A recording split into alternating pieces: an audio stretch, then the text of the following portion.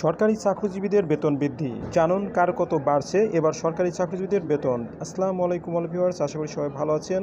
Update খবর নিয়ে আবার একটি চলে আসলাম।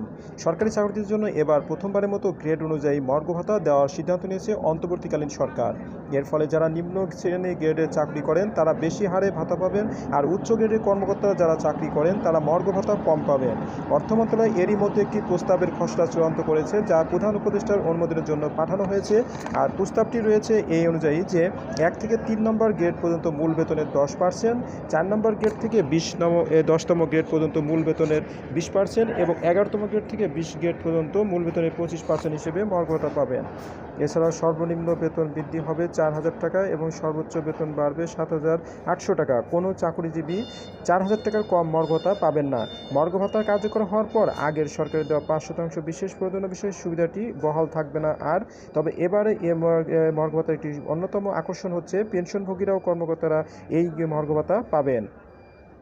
আর এছাড়া অর্থ মন্ত্রণালয় কথা জানিয়েছেন, রাষ্ট্র খাতে ব্যয় কমিয়ে অত্যন্ত কঠিন, তার ফলে উন্নয়ন বাজেটের থেকেই বেতন ভাতা প্রস্তাব দেওয়া হয়েছে সমন্বয় করার জন্য।